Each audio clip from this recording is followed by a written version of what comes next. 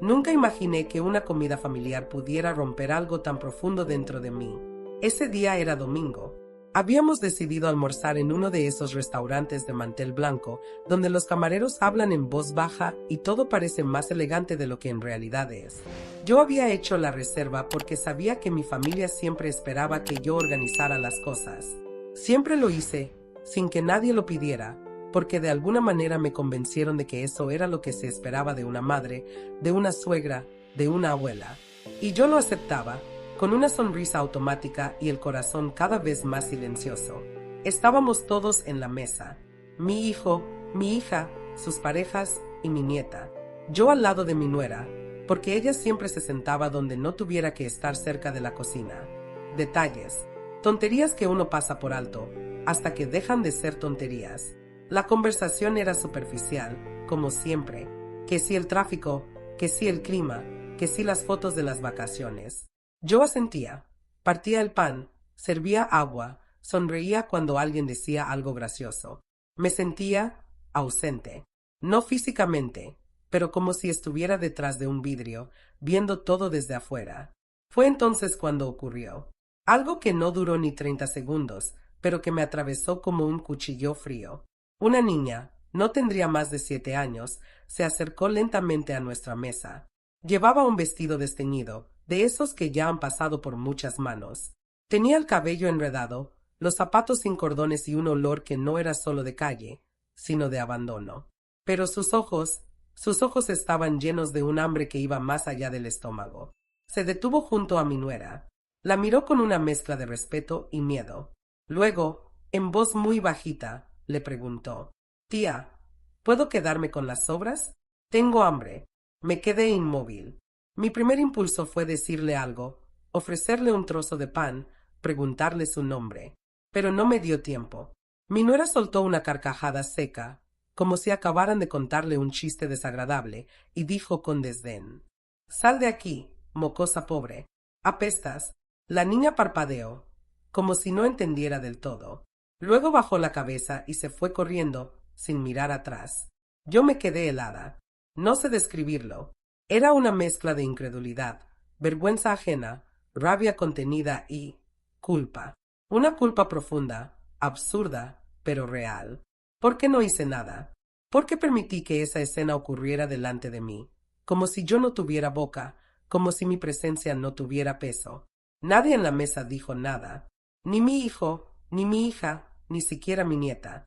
Solo mi nuera, que volvió a su copa de vino como si nada hubiera pasado. Como si echar a una niña con hambre fuera lo más natural del mundo. Yo seguía viendo la imagen de esa pequeña alejándose, caminando rápido entre las mesas, con los hombros caídos, como si ya supiera que no pertenecía a ningún lugar. «¿Qué te pasa, mamá?», preguntó mi hija, notando que yo no tocaba mi comida. «Nada», dije, con la voz casi ahogada. «Nada», pero por dentro algo se estaba rompiendo. Y no era solo el corazón. Era la imagen entera de lo que yo había construido con los años.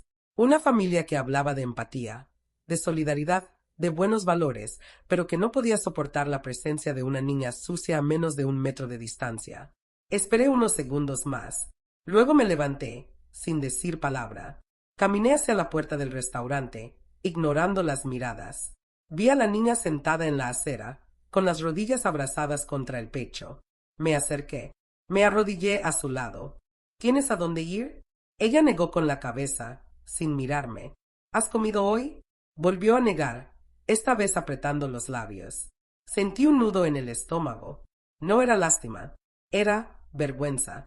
Vergüenza de mí misma, de haber sido cómplice del silencio. Me quité el abrigo. Se lo puse encima. «Ven conmigo». Ella me miró entonces, y en sus ojos vi miedo, pero también un rastro de esperanza, como si no supiera si confiar en mí, o si solo estaba viviendo otra ilusión rota. Extendí la mano. Tardó unos segundos, pero la tomó. La llevé hasta mi coche. No sabía lo que iba a hacer, ni cómo explicarlo, ni qué consecuencias traería. Solo sabía que no podía dejarla ahí. No después de lo que vi. No después de lo que no hice en esa mesa. Mientras arrancaba el motor, la niña murmuró algo, muy bajito. «Gracias, señora». No respondí. Tenía un nudo en la garganta. Las manos me temblaban en el volante, pero algo dentro de mí se había encendido, y ya no iba a apagarse. Había hecho algo que no se espera de una mujer como yo, algo que probablemente sería mal visto por mi familia, por mis vecinos, por cualquiera que creyera que el mundo es blanco y limpio y cómodo. Pero en ese momento, por primera vez en mucho tiempo, me sentí viva, no por salvar a nadie, sino por, finalmente, no seguir siendo parte del problema. Cuando llegamos a casa, me temblaban las piernas, no por el peso de la niña, ni por el frío que se había colado en mis huesos, sino por la tensión acumulada. No sabía cómo empezar. No sabía qué decirle. Solo abrí la puerta y le hice un gesto para que entrara. Ella no dijo nada. Caminó despacito, como si cada paso pudiera hacer que la echaran. Se quedó de pie en la entrada, con los brazos pegados al cuerpo y la cabeza baja. Le ofrecí una manta y un vaso con leche. Tardó unos segundos, pero aceptó. «Puedes quedarte aquí esta noche», le dije. Asintió. Nada más. No preguntó si era en el sofá, en el suelo o en mi cama. No pidió permiso para ir al baño. No pidió nada. Esa fue la primera señal de cuánto había aprendido a no incomodar. Esa noche no dormí. Me quedé despierta escuchando su respiración desde el pasillo. No roncaba, no hablaba dormida. Solo respiraba muy bajito, como si tuviera miedo de hacer demasiado ruido, como si estuviera entrenada para no molestar. Al día siguiente, preparé desayuno para las 2. Ella se acercó a la mesa y se quedó de pie. «Puedes sentarte», le dije. «¿Segura?» «Claro. Es tu plato». Comió en silencio, sin levantar la mirada. Cada vez que yo hacía un movimiento, ella se tensaba. Había algo profundamente roto en esa niña, y me di cuenta de que yo entendía ese tipo de rotura. No por la calle, ni por la ropa sucia, ni por el abandono, sino por algo más sutil, el silencio. El silencio que se te clava cuando aprendes que incomodar a alguien es suficiente para dejar de merecer amor. A las 10 sonó mi celular. Era mi hija. «¿Dónde estás?», preguntó sin saludar. «En casa». «¿Con ella?» «Sí». Hubo una pausa larga. «¿Qué estás haciendo, mamá?» «Lo que debería haber hecho anoche». «¿Estás bien? ¿Estás tomando los medicamentos?» «Perfectamente lúcida». «Esto no es normal.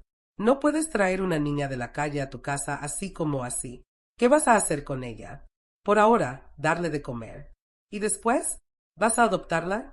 «No lo sé, pero sí sé que no la voy a echar». Colgó sin decir adiós. La conversación me dejó con un ardor en el pecho, no solo por las palabras, sino por el tono, como si estuviera loca, como si ser compasiva fuera una enfermedad. Pensé en todo lo que había hecho por esa familia. Horas, años, silencios tragados, fiestas organizadas, cuentas pagadas. Y ahora, por abrir la puerta a una niña hambrienta, era yo el problema. Mi hijo llamó más tarde. Fue más directo. «Mamá, ¿devolves a esa nena o voy yo a sacarla?» No contesté. Solo corté la llamada. No estaba en condiciones de discutir con alguien que nunca me preguntó cómo me sentía. Pero ahora se indignaba porque decidí usar mi casa para algo más que cenas familiares vacías. Por la tarde, busqué una muda de ropa limpia, algo que pudiera quedarle. Encontré un pantalón viejo de cuando mi nieta tenía 7 años. Le quedó un poco grande, pero servía. También le preparé un baño caliente. Cuando salió del baño, con la ropa limpia y el pelo húmedo, me miró por primera vez a los ojos. «¿Seguro que puedo quedarme?» «Sí. ¿Solo hoy?» «El tiempo que necesites». Esa noche, cuando fue a acostarse en el sofá, me acerqué con una manta más gruesa. Me dijo en voz muy baja: «No ronco. Puedo quedarme callada». Y eso me rompió. No por la frase, sino por la manera en que la dijo. Como si la única forma de quedarse en algún lugar fuera no molestar. Me fui a mi cuarto y cerré la puerta.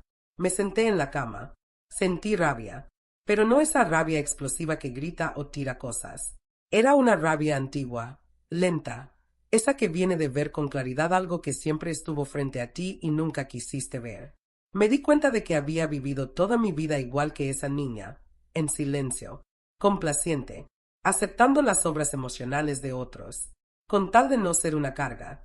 Pensé en mi nuera, riéndose de la niña como si fuera basura. Pensé en mi hija, preocupada por el que dirán más que por el hambre de una menor.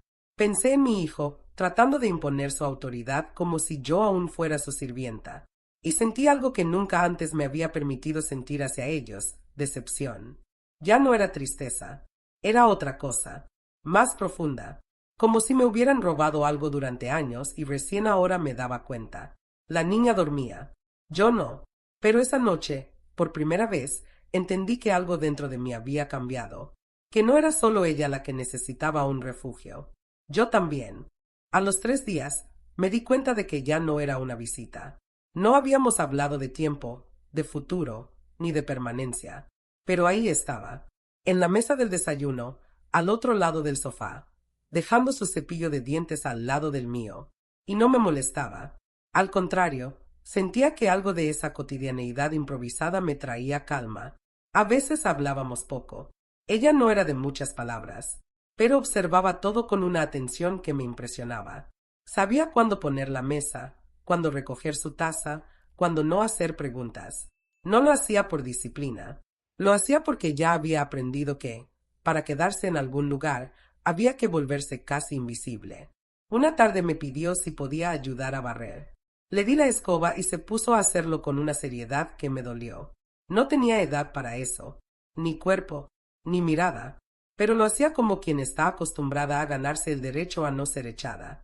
Cuando mi nieta vino a visitarme, fue inevitable que se encontraran. Se miraron.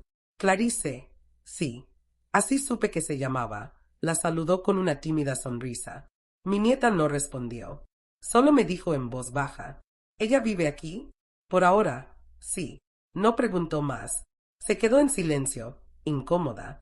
No por maldad, por costumbre, porque toda su vida la habían enseñado a mirar hacia otro lado cuando algo incómodo aparecía frente a ella. Esa noche, encontré un sobre debajo de mi puerta. No tenía remitente, pero reconocí la letra. Era de mi hija.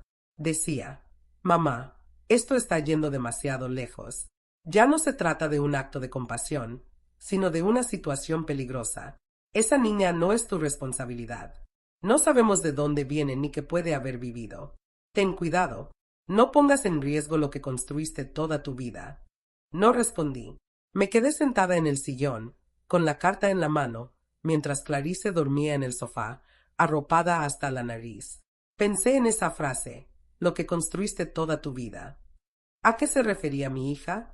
A una familia que se reunía por obligación, que evitaba los temas difíciles, que nunca preguntaba cómo me sentía.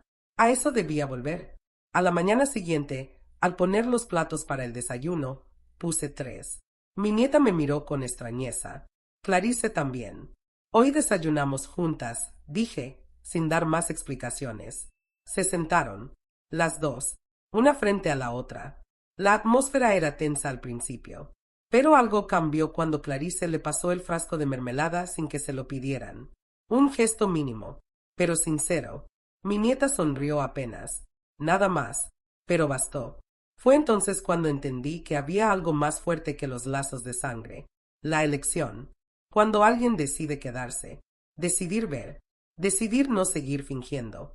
Esa tarde salimos al mercado, las 3. Caminar por la calle con Clarice me hizo notar las miradas, algunas de juicio, otras de lástima. Ninguna me importó.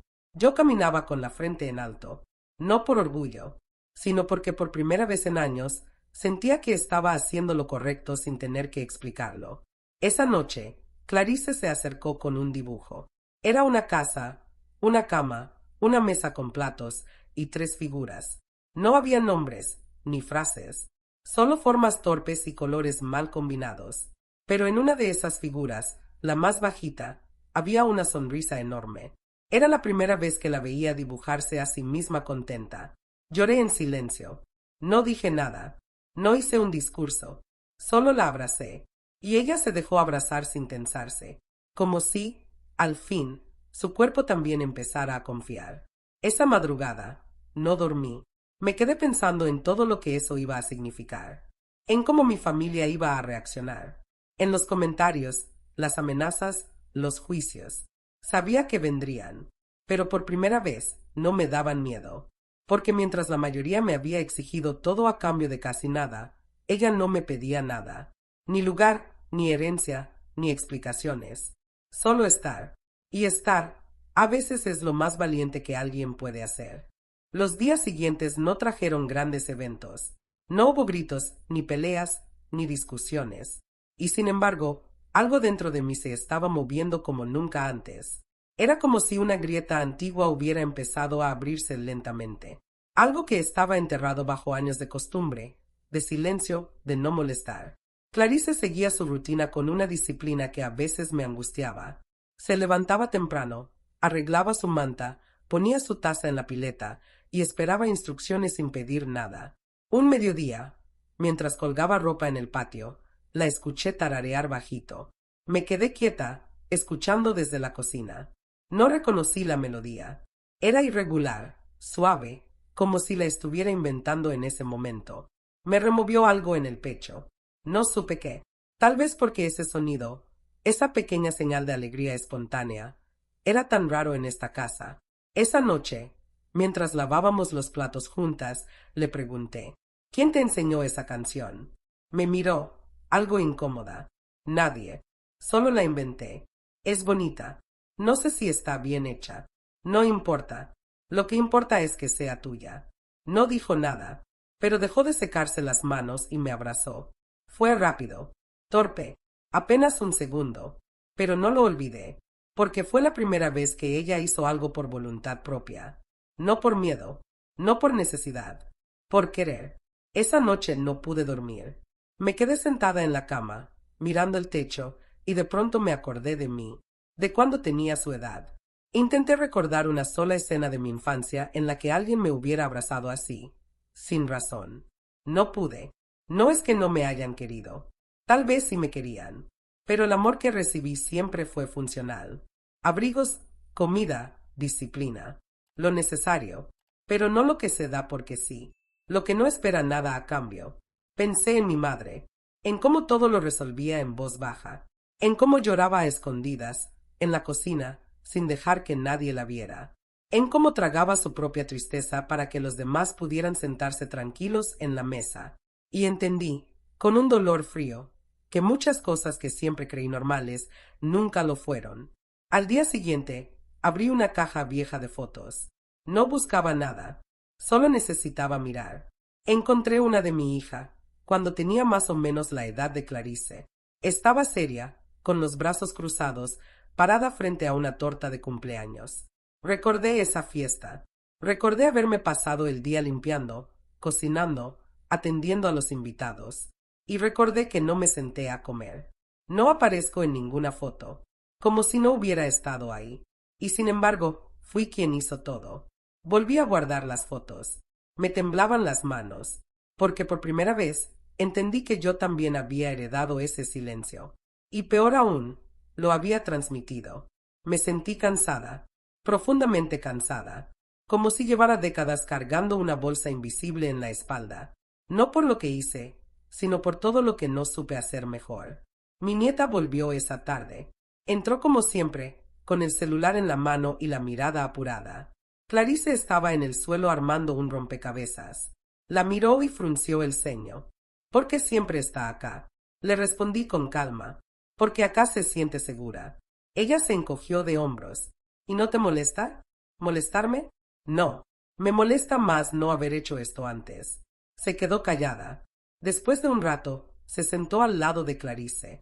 No hablaron. Solo compartieron silencio. Pero ya no era un silencio incómodo. Era otro tipo de silencio. Más liviano. Como si, de a poco, las piezas empezaran a buscar su lugar.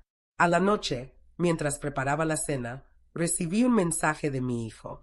No me escribía desde la amenaza velada del otro día. Solo decía, papá no habría aprobado esto.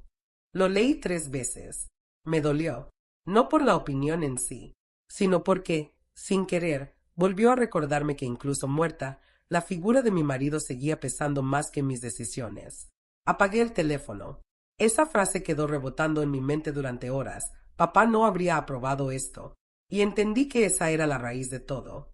Viví décadas tratando de agradar a un hombre que solo hablaba para corregir, que creía que ser madre era sacrificarse en silencio, que no toleraba las emociones fuera del lugar, que me enseñó, sin palabras, que lo mejor que podía hacer una mujer era no necesitar nada. Y ahí estaba yo, tantos años después, tratando de desarmar ese legado en silencio. Me acosté tarde. No pude dormir. Me levanté a tomar un vaso de agua y vi a Clarice en el pasillo. Tenía pesadillas. Me abrazó fuerte, sin decir palabra. La llevé de la mano hasta su colchón y me senté a su lado hasta que se durmió de nuevo. La miré por largo rato. Respiraba con la boca entreabierta, como si el cuerpo todavía no hubiera aprendido a descansar del todo. Pensé, no puedo con todo esto, pero no voy a huir. No esta vez. No pasó nada extraño ese lunes. Ni ruidos, ni golpes, ni accidentes. Pero sentí que algo estaba por romperse desde que abrí los ojos. Clarice amaneció con fiebre. No era muy alta, pero lo suficiente como para que se le notara en la mirada. Le pregunté si quería quedarse en cama. Dijo que sí, sin discutir, lo cual me preocupó más que la fiebre, porque ella no se permitía el descanso fácilmente. Llamé a la escuela para avisar que no iría. La acosté en mi cama, le preparé té y me senté a su lado. Tenía los ojos rojos, el cuerpo quieto. No se quejaba, ni una palabra, como si tuviera miedo de que admitir que se sentía mal fuera motivo suficiente para ser rechazada. Pasé toda la mañana entre la cocina y el dormitorio. Me dolía la espalda, me pesaban las piernas, pero más que nada me dolía verla así, tan callada, tan chiquita. Cerca del mediodía, sonó el timbre. Me asomé por la ventana. Era mi hija. Abrí con cuidado. Entró sin saludar, con la cara tensa, el ceño fruncido. Tenemos que hablar. Ahora no es un buen momento, le dije. Nunca lo es contigo últimamente. La acompañé al comedor. No quería que Clarice la oyera. Mi hija se sentó y dejó un sobre la mesa. Lo empujó hacia mí. ¿Qué es esto? Es una carta del abogado. Hablamos con él. No estamos de acuerdo con lo que estás haciendo. ¿Quiénes son nosotros? Tu hijo y yo. Pensamos que estás tomando decisiones inestables. Me quedé callada. Ella continuó. No es sano que vivas con una niña que no conoces. No tenés recursos para mantenerla. No sabes nada de su historia. Es una irresponsabilidad. ¿Y qué quieren hacer? Que la entregues. Que la lleves a una institución donde puedan hacerse cargo. No voy a hacer eso. Entonces vamos a proceder legalmente. La miré a los ojos. No reconocí a esa mujer. Era mi hija, sí, pero hablaba como alguien que ve el mundo desde una vitrina. Le respondí lo único que me salió. Nunca me preguntaste por qué lo hice. ¿Qué? Nunca me preguntaste por qué la traje. Solo asumiste que estaba equivocada. Porque lo estás. Porque te incomoda. No porque te importe. Se levantó bruscamente. No voy a discutir con vos. Ya está hablado. Si en 3 días no resolves esto, vamos a hacer la denuncia. Salió sin cerrar bien la puerta. No lloré. No en ese momento. Me quedé ahí, en la mesa, con el sobre abierto y el estómago revuelto. Volví al cuarto. Clarice dormía. Su frente estaba húmeda. Le pasé un paño frío. Cuando abrió los ojos, me miró con miedo. ¿Se va a enojar conmigo? ¿Quién? La señora que gritaba. No estaba gritando. Yo escuché. No es contigo. Es conmigo. Pero siempre pasa eso. ¿Qué cosa? Que cuando estoy mucho en un lugar, se enojan. No supe qué responder. Le acaricié el cabello, pero me apartó la cabeza. No por rechazo, por costumbre, como quien ya aprendió que el afecto duele cuando se termina.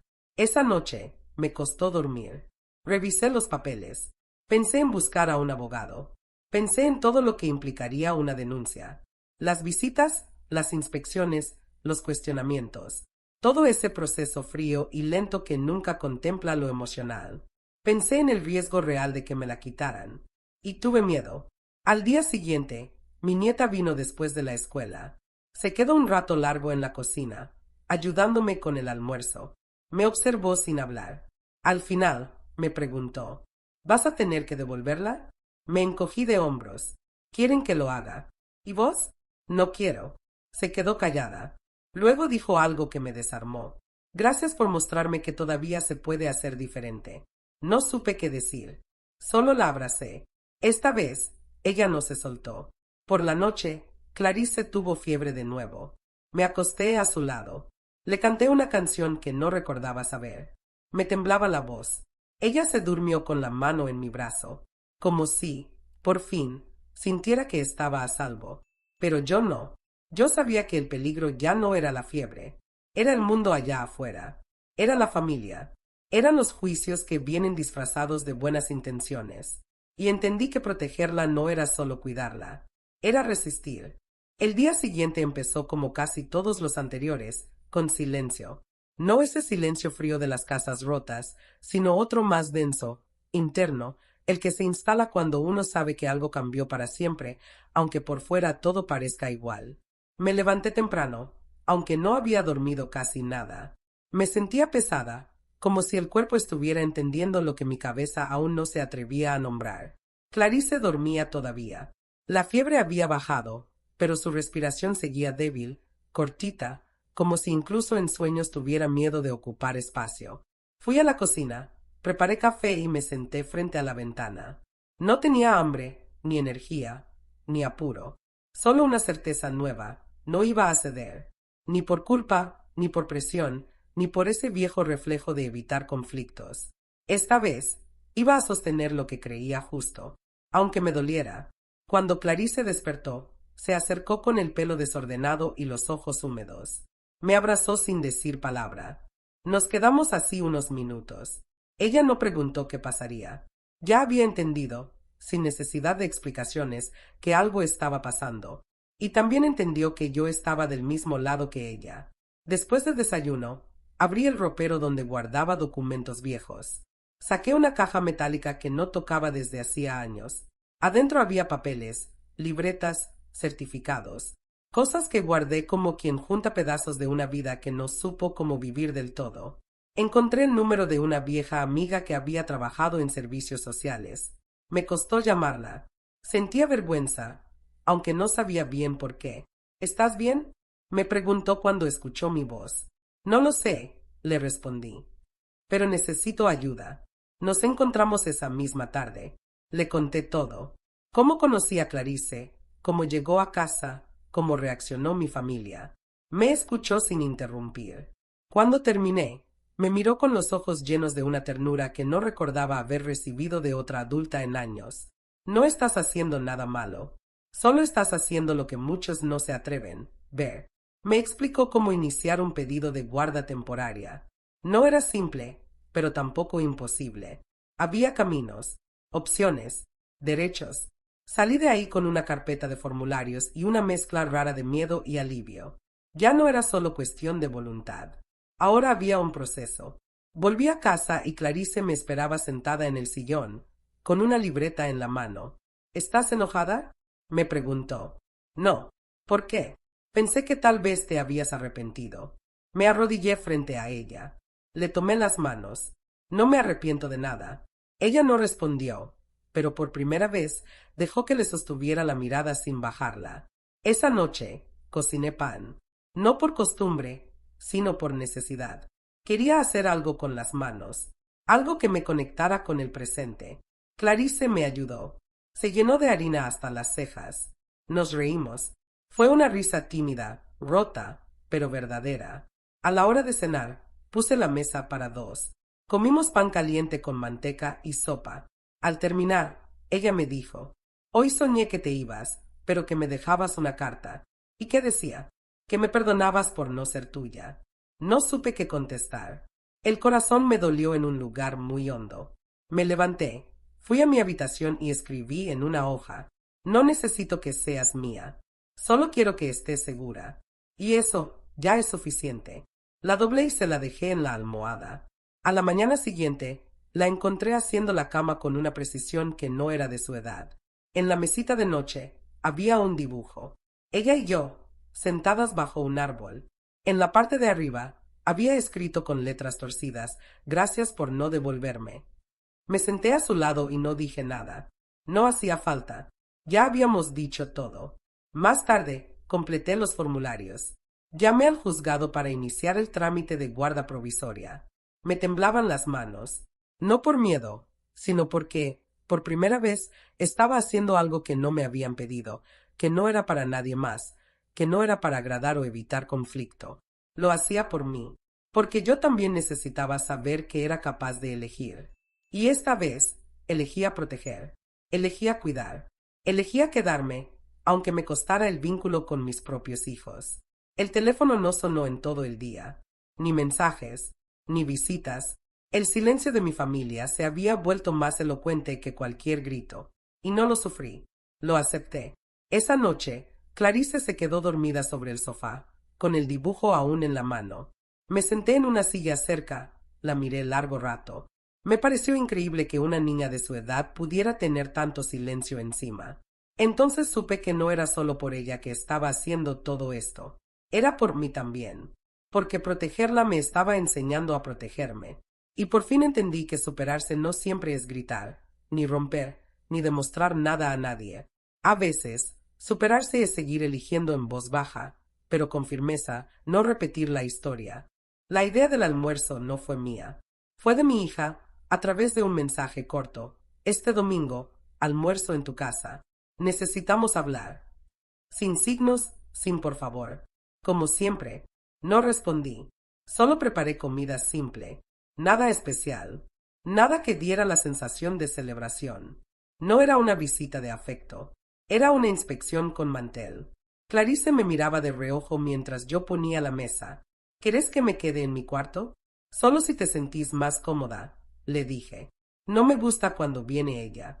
Me mira como si estorbara. Vos no estorbás. Ella asintió, pero se fue igual. Cerró la puerta suave, sin hacer ruido. Era una de sus formas de cuidarme. No estar presente para no crear conflictos. Vinieron puntuales. Mi hija, mi hijo y mi nuera. Como si fueran un comité. Ninguno traía postre, ni flores, ni preguntas. Solo la incomodidad camuflada de obligación. Mi hija entró con paso firme, como si ya tuviera el discurso preparado. Mi hijo evitó mirarme directo, y mi nuera sonrió como si estuviéramos en una postal familiar. Nos sentamos. Serví la comida en silencio. No hubo bendición, ni brindis, ni palabras gentiles. La conversación empezó tibia, como tanteando terreno. Comentarios sobre el clima, sobre el barrio, sobre lo que subió la verdura. Nada real, nada que se sintiera humano. Hasta que mi hija tomó aire y disparó. No estamos acá para discutir. Solo queremos entender por qué estás haciendo esto. ¿Esto? Pregunté, como si no supiera. Todo este asunto con la nena, intervino mi hijo. No es normal. ¿Qué parte no es normal? ¿Darle de comer a una criatura? No es tu nieta, agregó mi nuera, bajando el tono. Y vos no estás en condiciones de criar a nadie. Me serví más agua. Nadie pidió mi permiso para opinar, pero todos se sentían con derecho a hacerlo. Crié a dos personas que ahora están sentadas enfrente mío. ¿No? Respondí. Y no me acuerdo de que me hayan preguntado si estaba en condiciones. Eras joven, dijo mi hija. Y estabas con papá. Papá, repetí. Claro, siempre papá. Silencio. Papá no habría aprobado esto, agregó mi hijo. No, tampoco aprobaba que yo tuviera opiniones, ni cansancio, ni tristeza, y ustedes lo aprendieron muy bien. Mi hija se irguió en la silla. No estamos acá para hablar del pasado. No, porque el pasado incomoda cuando se parece demasiado al presente. Mi nuera, que hasta ese momento no había dicho más que frases medidas, tomó aire y lanzó lo que claramente venían a decir desde que llegaron. Queremos que tomes distancia, que entregues a la nena a una institución. Es lo mejor para todos. ¿Para todos quiénes? Para vos, dijo mi hijo. Y para nosotros también. Lo que ustedes quieren, respondí, sin levantar la voz, es que no los incomode. Nos preocupa tu salud mental, dijo mi hija, con falsa suavidad. No se preocuparon cuando lloré sola en la cocina durante años, ni cuando me dejaban esperando sus llamadas. Pero ahora, que hay una nena que me necesita, se acuerdan de mí. Hubo un silencio largo, tenso, cortante. Ella no es tu sangre, dijo mi hijo. Y ustedes lo son, dije yo. Y aún así me sentí más madre con ella que con ustedes. Mi hija se paró. ¿Sabes qué? Si elegís quedarte con esa nena, atente a las consecuencias. No vamos a cargar con esto. No espero que carguen con nada. No lo hicieron antes. No veo por qué lo harían ahora. Mi nuera se levantó en silencio. Mi hijo fue detrás. Nadie lavó su plato. Nadie me dio un abrazo. Nadie me miró a los ojos. Antes de salir, mi hija se volvió y soltó lo último que tenía guardado. Estás cavando tu propio pozo. Tal vez, le respondí. Pero esta vez, lo cavo con las manos limpias. Cerraron la puerta con fuerza, como si quisieran dejar claro que ahí terminaba algo. No sabían que, para mí, ahí empezaba todo. Clarice salió del cuarto minutos después. No preguntó qué pasó. Se sentó a la mesa, me miró con los ojos grandes. ¿Te enojaste? No. ¿Estás triste? No. Entonces, ¿qué sentís? Me costó decirlo, pero lo dije. Siento alivio. Cenamos en silencio. Pan con manteca, sopa recalentada, y una paz que nunca antes había sentido en esta casa. No tardaron mucho. 3 días después del almuerzo, llegó una carta. Un sobre blanco, sin remitente, pero con el membrete de un estudio jurídico en la esquina. Lo abrí con las manos frías. Sabía que venía. Sabía que no iba a ser amable. Decía que mi situación sería revisada, que había sospechas de convivencia irregular con una menor sin tutela legal, que me pedían presentarme con documentación en un plazo de 10 días, que de no hacerlo, podrían intervenir los servicios de protección del menor. No era una amenaza abierta, pero lo era. Un te estamos mirando, disfrazado de procedimiento formal. No se lo mostré a Clarice. No tenía sentido sumarle angustia. Guardé la carta en la alacena, entre papeles viejos de luz y gas, como si esconderla allí pudiera quitarle peso. Pero el peso lo llevaba en el pecho. Esa tarde vino mi nieta. Sola. Golpeó la puerta con timidez. ¿Puedo pasar? Claro. Traía una bolsa con galletas. Nos sentamos en la cocina. Comimos en silencio. Clarice se quedó en su cuarto, dibujando. Mi mamá está muy enojada, dijo de pronto. Lo sé. Dice que te volviste loca, que estás eligiendo a una extraña en vez de nosotros. ¿Y vos qué pensás? Tardó en responder. Pienso que es la primera vez que te veo decir que no. La miré. Tenía los ojos tristes, pero había algo más, una especie de admiración silenciosa, como si por primera vez entendiera que su abuela también podía tener límites. Antes de irse, me abrazó. Me susurró algo que no esperaba. Gracias por no hacer conmigo lo que hicieron con vos. Tuve que sentarme.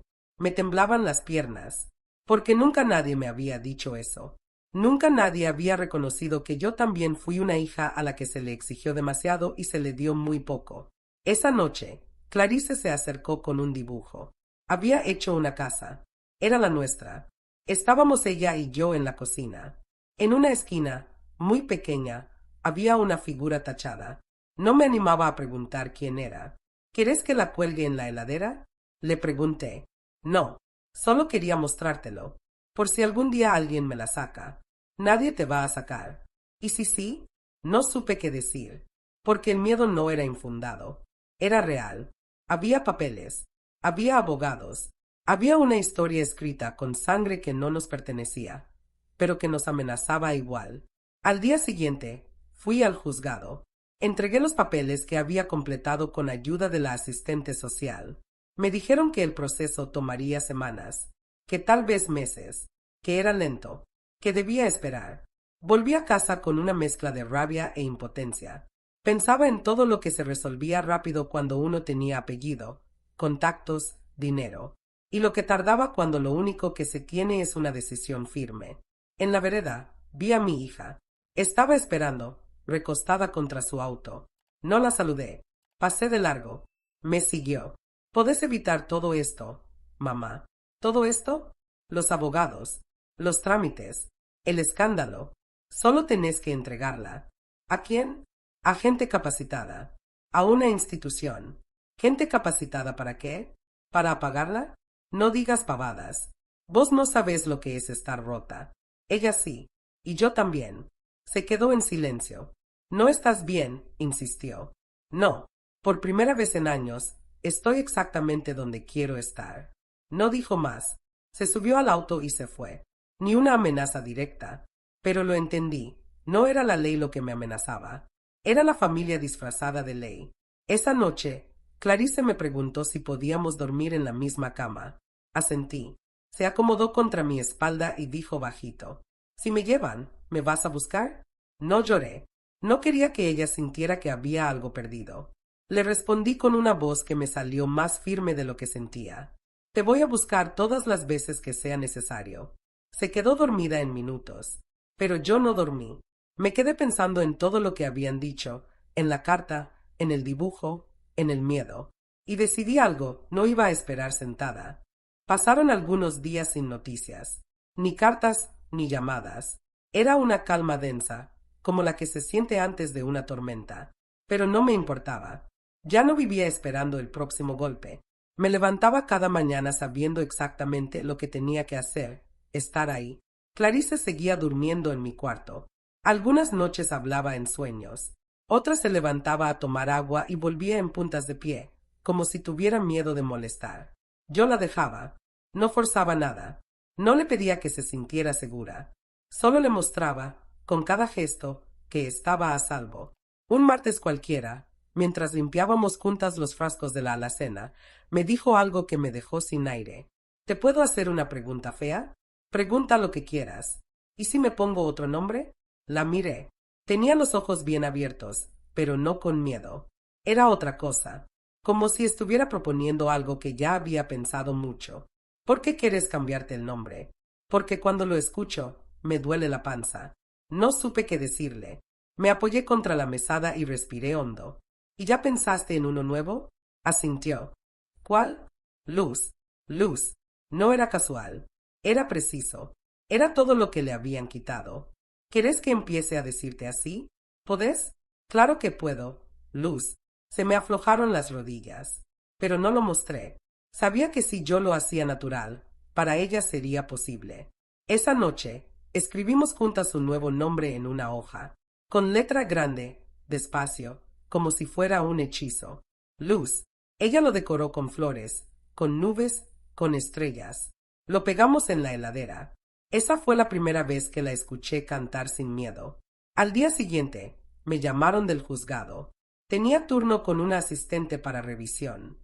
No era la audiencia final, pero era importante. Me pidieron que llevara todo: documentación, referencias, incluso testigos si tenía. Pasé la tarde llamando a las personas que aún me quedaban cerca. Una vecina, la maestra de Luz, la trabajadora social. Todas dijeron que sí. No había promesas, solo voluntad. A la mañana siguiente, antes de salir, Luz me abrazó fuerte y me dijo: «Si preguntan, ¿les puedo decir que soy tu nieta?». No me quebré. «No hay. Podés decir lo que quieras. Para mí, ya lo sos». El juzgado era frío. Sillas de plástico. Paredes sin color. Gente que entraba y salía sin mirarse. Me hicieron preguntas. Muchas. Me pidieron explicar por qué creía que era yo quien debía cuidar a esa niña. Les hablé de las noches, de los miedos, de las palabras que Luz no decía, de las veces que se despertaba gritando y solo se calmaba cuando le daba la mano. No lloré. No necesitaba que me creyeran por lástima. Les hablé desde el cansancio, desde la claridad. «No sé si soy la persona ideal», dije. «Pero sí sé que, desde que está conmigo, no volvió a preguntarse si merece quedarse». No dijeron nada. Tomaron nota.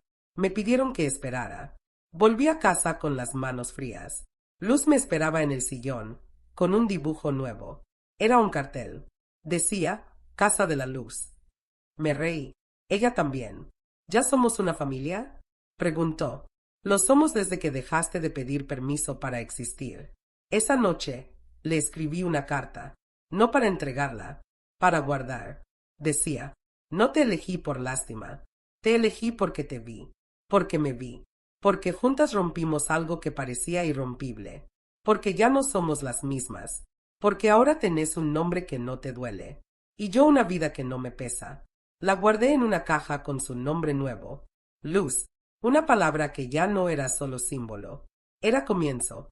Y aunque todavía faltaba la última palabra de la justicia, aunque el miedo aún respiraba cerca, sabía que lo esencial ya estaba hecho. Habíamos nacido de nuevo. No hubo llamado. No hubo carta certificada. No hubo aplausos ni testigos. Solo un sobre blanco, simple, con mi nombre mal escrito, como siempre. Era una notificación oficial. La resolución de la guarda provisional. Un fallo breve, impersonal, pero suficiente. Me permitían ser la adulta responsable de Luz. Nada definitivo aún, pero sí un reconocimiento legal. Un paso firme en medio de tantos pies tambaleantes. Cuando le conté, no hizo ningún gesto exagerado. Solo me abrazó. Fuerte, lento, como si hubiera estado esperando ese momento desde mucho antes de conocernos. No hicimos fiesta.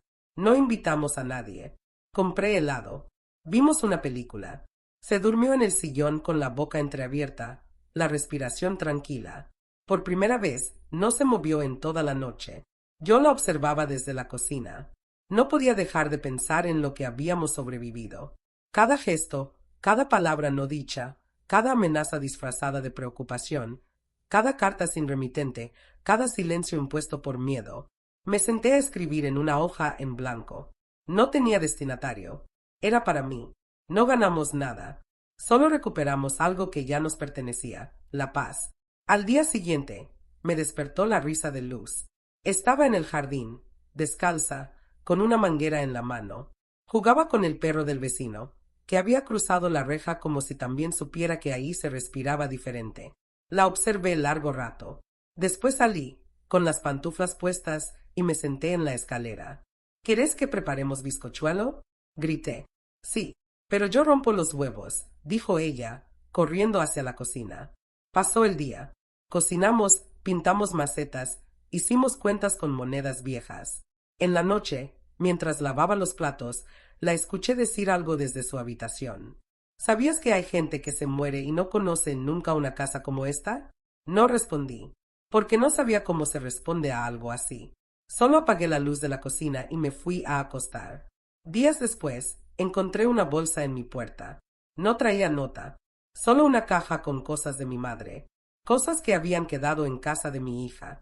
Un rosario, un delantal bordado, una libreta con recetas escritas con letra mínima. Entre todo eso, había una foto mía, de joven. Tenía la cara seria, los brazos cruzados. Estaba sola. Esa imagen me dolió más que todo lo demás. No por nostalgia, sino porque reconocí en esa mujer a alguien que nunca fue mirada del todo, ni escuchada, ni nombrada con cariño. Llamé a mi nieta. Le pedí que viniera. No tardó. Se sentó en la cocina y me escuchó sin interrumpir. ¿Alguna vez sentiste que te equivocaste de lugar? Le pregunté. Todo el tiempo, respondió. Hasta que la conocí a ella. ¿Y ahora? Ahora siento que es ella la que encontró su lugar. Se refería a Luz. Pero en esa frase estábamos nosotras también. Porque el lugar de una no existe si no es compartido, si no hay alguien que lo nombre, que lo afirme, que lo proteja.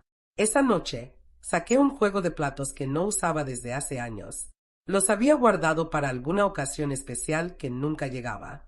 Puse la mesa como si esperara invitados, pero era solo para nosotras. Luz bajó con un vestido que le había quedado grande. Se lo había puesto sola. ¿Hay visita? Preguntó. No, hoy celebramos algo. ¿Qué? ¿Qué estamos acá? Comimos en silencio. Después, ella se puso a dibujar. Yo me quedé lavando los platos. Pensaba en todo lo que no había dicho. En las veces que elegí callar para no perder vínculos. En lo caro que fue mantener la calma cuando todo dolía. Entonces supe que no iba a esperar más aprobaciones, ni llamadas, ni visitas que no llegan. Ya no me hacía falta ser parte de una familia que nunca me vio. Había creado una nueva, y en esa nueva casa, Luz ya no tenía que pedir permiso para quedarse, porque ahora ocupaba el lugar que siempre fue suyo.